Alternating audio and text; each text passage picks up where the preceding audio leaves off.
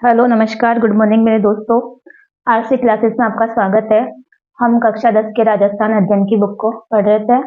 उसका हमने राजपूतों की उत्पत्ति वाला टॉपिक फिनिश कर दिया था। अब नेक्स्ट टॉपिक है राजस्थान के प्रमुख राजवंश। उसमें अपन सबसे पहले गोहिल वंश के बारे में पढ़ेंगे। गोहिल वंश ने मेवाड़ में राज किया था। तो मेवाड़ के प्रतापी शासक यानी मेवाड़ के जितने भी प्रतापी शासक थे उन सब के बारे में अपन डिटेल से पढ़ेंगे। जितने भी प्रतापी जो मुख्य मुख्य थे उनके बारे में। मेवाड़ किसे बोलते हैं अपन?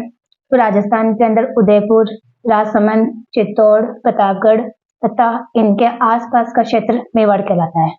यानी उदयपुर, राजसमंद, चित्तौड़, प्रतापगढ़ और इनके आसपास का जो क्षेत्र था उसे अपन क्या बोलते हैं? मेवाड़ कहते हैं। और मेवाड़ में गोहिल वंश ने शासन किया। यानी मेवाड़ में किस वंश ने शासन किया? गोहिल वंश ने शासन किया। अब गोहिल वंश का नाम गोहिल वंश कैसे पड़ा? तो इसके बारे में कहा जाता है कि गोहिल नामक शासक था वहां पे, उसकी वजह से इसका नाम क्या पड़ा? गोहिल वंश पड़ा। यानी गोहिल नामक शासक के कारण इसका नाम क्या पड़ा? गोहिल वंश पड़ा। अब गोहिल वंश की उत्पत्ति के बारे में अलग अलग जो भी अपने ये इतिहासकार है ये अलग अलग मत देते हैं। इसमें सबसे पहले है अबुल फजल। अबुल फजल बोलते हैं कि जो गोहिल वंश है ईरान के शासक नौशेखा से उत्पन्न हुआ है। यानी गोहिल है ना, गोहिल है उनकी उत्पत्ति ईरान के शासक नौशेखा से हुई है। यानी ईरान के शासक नौशेखा से उत्पत्ति कौन बताते हैं? अबुल फजल बताते हैं। यानी अबुल फजल के हिसाब से किससे हुई है? ईरान के शासक नौशेखा से हुई है। उसके बाद है कर्नल टोड। कर्नल टोड क्या बोलते हैं? वल्लभी शासकों से हुई है। यानी गोहिल वंश की उत्पत्ति किससे हुई है? वल्लभी शासकों से गोहिल वंश की उत्पत्ति हुई है। ये कौन बोलते हैं? ये कर्नल टोड बोलते हैं। इसके बाद है मुणोत नैन्सी तथा गोपीनाथ शर्मा। मुणोत नैन्सी तथा गोपीनाथ शर्मा, देखो शर्मा मतलब ब्राह्मण होता है, तो ब्राह्मण क्या बोलेंगे? मतलब गोपीनाथ शर्मा क्या बोलते हैं कि गोहिलों की उत्पत्ति किससे हुई है? ब्राह्मणों से हुई है। नहीं, गोहिलों की उत्पत्ति ब्राह्मणों से हुई, ये बात कौन बोलते हैं? गोपीनाथ शर्मा और मुणोत नैन्सी बोलते हैं। उसके बाद है डॉक्टर गौरी शंकर हीराचंद ओझा, जिसे अपन शॉर्ट में गौरी मतलब गौरी शंकर को अपन जी बोल सकते हैं, ओझा को अपन एच बोल सकते हैं, यानी जी एच ओझा भी कह सकते हैं अपन। तो गौरी शंकर हीराचंद ओझा यानी जी एच ओझा क्या बोलता है कि 566 ई में गोहिल ने अपना शासन स्थापित किया। इसीलिए वहां मतलब वहीं से है ना जो वंश स्टार्ट हुआ उस वंश को अपन क्या बोलते हैं? गोहिल वंश कहते हैं। यानी जी एच ओझा ने क्या बोला कि 566 ई के अंदर गोहिल वंश की स्थापना हुई और वहीं से गोहिल वंश स्टार्ट हो गया। तो ये अलग अलग इतिहासकार अलग अलग बात बोलते हैं। इसके बाद अपना पहला शासक पढ़ेंगे अपन बप्पा रावल। कि बप्पा रावल के बारे में क्या क्या है? तो बप्पा रावल का जो शासन था वो कहां से कहां तक था?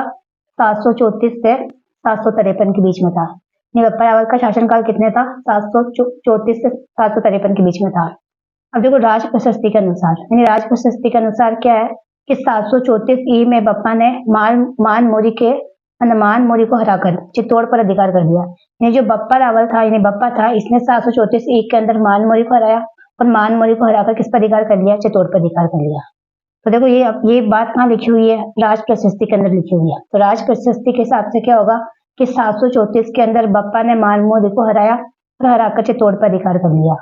ये बात कहाँ लिखी हुई है? राज प्रशस्ति में लिखी हुई है। और बप्पा ने अपनी राजधानी किसको बनाया? नागदा। नागदा इसकी पहली राजधानी थी। तो बप्पा ने इसकी राजधानी क्या बताई? नागदा। यानी गोहिल वंश की पहली राजधानी क्या थी? नागदा राजधानी थी इसकी। और बप्पा रावल ने निर्माण करवाया एकलिंग जी का मंदिर का निर्माण करवाया।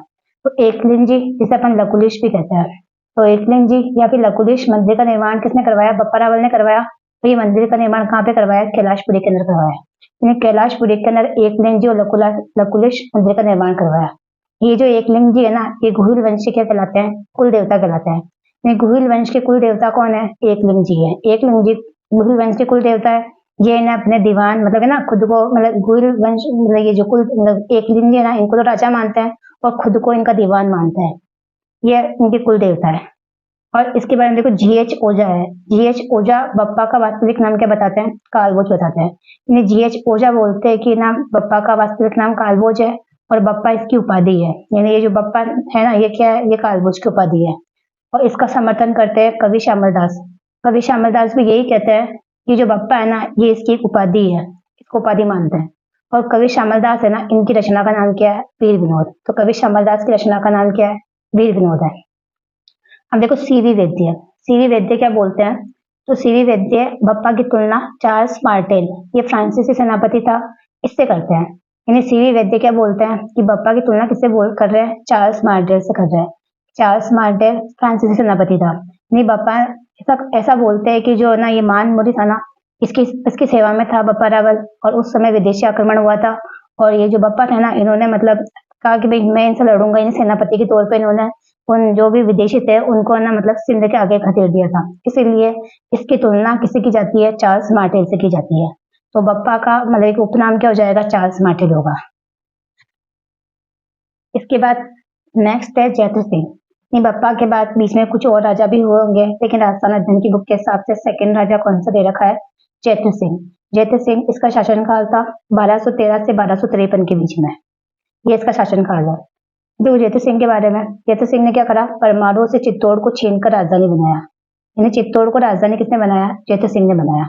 यानी नागदा को राजधानी बप्पा रावल ने बनाया था। उसके बाद परमाणु से चित्तौड़ को छीनकर राजधानी किसने बनाया, चित्तौड़ को जैत्र सिंह ने बनवाया।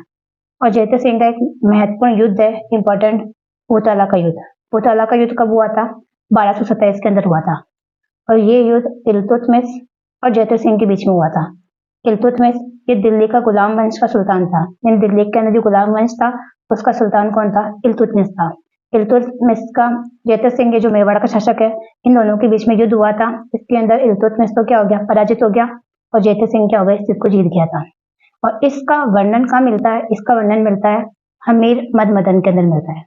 ये हमीर मद मदन ये जय सिंह सूरी का मतलब की रचना है, जय सिंह सूरी का ग्रंथ है, जिसमें है ना इल्तुतमिश को क्या कहा गया है, हमीर कहा गया है। यानी इल्तुतमिश को हमीर हमीर मद मदन के अंदर कहा गया है।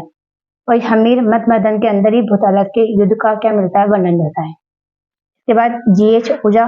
जीएच ओझा क्या कहते हैं कि दिल्ली के गुलाम मतलब दिल्ली के गुलाम वंश के सुल्तानों के समय मेवाड़ का प्रतापी शासक जैत्र सिंह ही हुआ है, जिसकी वीरता की प्रशंसा विरोधियों ने भी की है। यानी ये बोलते जीएच ओझा बोलते हैं कि जब दिल्ली में गुलाम वंशों का मतलब शासन चल रहा था, उस समय मेवाड़ का सबसे प्रतापी शासक कौन सा था, जैत्र सिंह ही था। और इस जैत्र सिंह की जो मतलब है ना प्रशंसा, वो विरोधी लोग भी करते थे। इसके बाद में नेक्स्ट राजा है रतन सिंह। रतन सिंह, इसके बारे में तो सब लोग जानते हैं। रतन सिंह 1302 से 1303 इसका शासनकाल है। अब देखो 1303, तो यहाँ रतन सिंह है ना। अब रतन सिंह के बारे में क्या है कि रतन सिंह जब मेवाड़ में था उस समय मतलब जो एके का मतलब है अलाउद्दीन खिलजी। अलाउद्दीन खिलजी का चित्तौड़ पे क्या हुआ था, आक्रमण हुआ था। रतन सिंह के समय अलाउद्दीन खिलजी ने एके का आक्रमण चित्तौड़ पर हुआ था।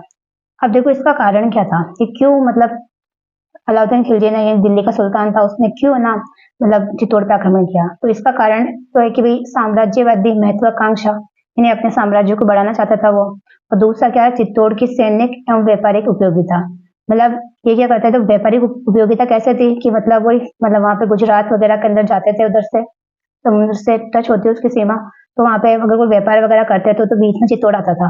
तो चित्तौड़ आता था, तो ये शायद तक कुछ कर वगैरह लेते होंगे आने जाने का, तो उसको जीतना जरूरी हो गया था चित्तौड़ को मतलब इस एक के द्वारा।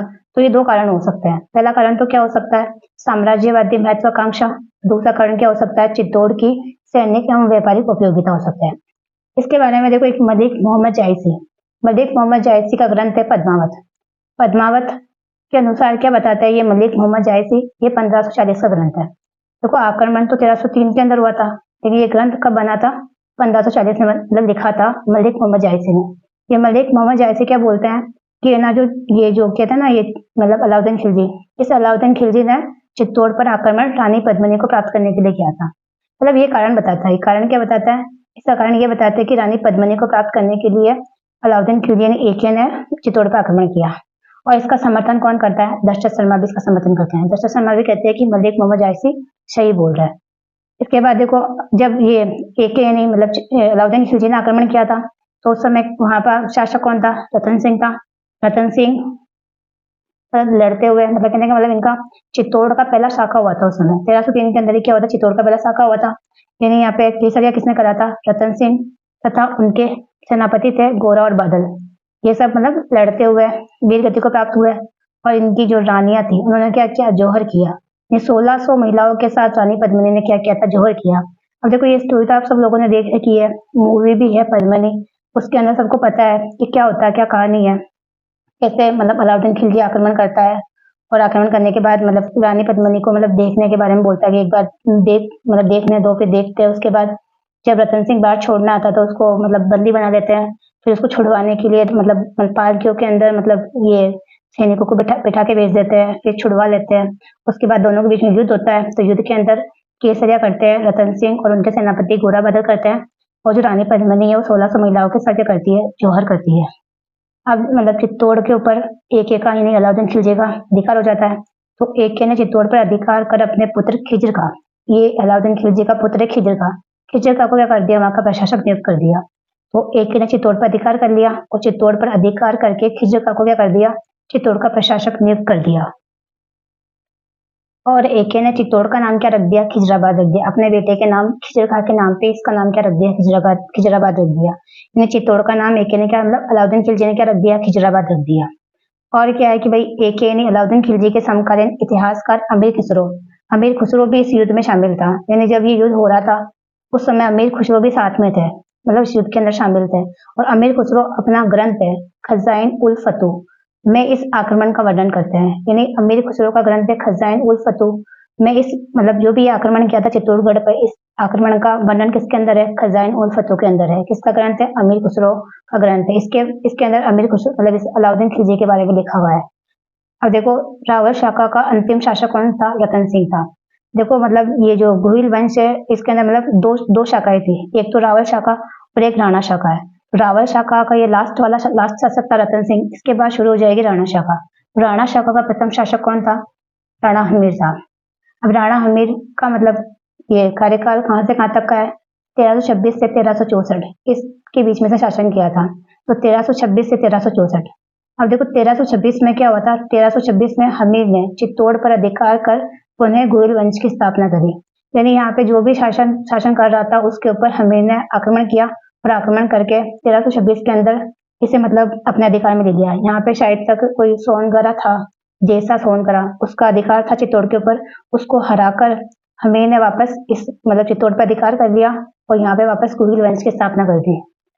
अब देखो हमीर जो था ना वो सिसोदा का जागीरदार था। तो सिसोदा का जागीरदार होने के कारण इस वंश को क्या बोलते हैं, वंश सिसोदिया बोलते हैं। गोहिल तो बोलते ही बोलते हैं। इसके बाद ये सिसोदा का जागीरदार होने के कारण इसे अपन क्या कहते हैं, सिसोदिया कहते हैं। और इसके बाद जितने भी शासक होंगे हुए उन सबको अपन क्या बोलेंगे, सिसोदिया बोलेंगे। यानी गोहिल सिसोदिया दोनों ने क्या दो एक ही वंश है, गोहिल सिसोदिया बोलते थे अपन। ठीक है। अब देखो हमीर के जो दादा थे लक्ष्मण सिंह अपने पुत्रों के साथ एके यानी अलाउद्दीन खिलजी से लड़ते हुए वीरगति को प्राप्त हो गए। यानी शायद तक ये जो हमीर है इसके दादा लक्ष्मण सिंह और उनके पुत्र ये अलाउद्दीन खिलजी से लड़ते हुए वीरगति को प्राप्त हो गए। और हमीर को देखो एक तो अपन को पता है हमीर का उपनाम क्या है, इसको बोलते हैं मेवाड़ का उद्धारक। इसे एक तो मेवाड़ का उद्धारक बोलते हैं क्योंकि इसने वापस मेवाड़ पे अपना अधिकार किया और वापस कुल वंश की स्थापना कर दी थी। इसके अलावा इसको बोलते हैं विषम घाटी पंचानन। ये दो इसके मेन उपनाम है, एग्जाम में भी ज्यादा पूछे जाते हैं। तो एक तो मेवाड़ का उद्धारक बोलते हैं और एक बोलते हैं विषम घाटी पंचानन। विषम घाटी पंचानन का मतलब क्या होता है, इसका मतलब होता है विषम परिस्थितियों में सिंह के समान। यानी विषम परिस्थिति यानी कोई भी अगर परिस्थिति विकट परिस्थिति है उसमें भी सिंह के समान रहने वालों को अपन क्या बोलते हैं, विषम घाटी पंचानन कहते हैं। और ये उपाधि कहाँ मिलती है, ये मिलती है राणा कुंभा की कीर्ति स्तंभ प्रशस्ति के अंदर मिलती है। तो राणा कुंभा की कीर्ति स्तंभ प्रशस्ति के अंदर क्या मिलता है, विषम घाटी पंचानन की उपाधि मिलती है राणा हमीर की। तो राणा हमीर की उपाधि क्या मिलती है, विषम घाटी पंचानन मिलती है। और कहाँ मिलती है, कीर्ति स्तंभ प्रशस्ति के अंदर मिलती है। इसके अलावा यहाँ पर है सिंगोली का युद्ध। सिंगोली का युद्ध सिंगोली बांसवाड़ा के अंदर है और ये युद्ध शायद तक 1336 के अंदर होता है। देखो सिंगोली का युद्ध कब होता है, 1336 के अंदर होता है। सिंगोली बांसवाड़ा के अंदर है। और ये युद्ध किस किस के बीच में होता है, ये एक तो राणा हमीर और मोहम्मद बिन तुगलक। तो राणा हमीर और मोहम्मद बिन तुगलक के बीच में होता है। ये भी दिल्ली का सुल्तान ही है। तो राणा हमीर और मोहम्मद बिन तुगलक के बीच में कौन सा युद्ध होता है, सिंगोली का युद्ध होता है। इसमें राणा हमीर जीतता है और ये मोहम्मद बिन तुगलक क्या होता है, पराजित हो जाता है। ये अपन यहाँ पे राणा हमीर तक कंप्लीट हो गया। इसके आगे के नेक्स्ट जितने भी राजा वो अब नेक्स्ट क्लास के अंदर पढ़ेंगे। Thank you.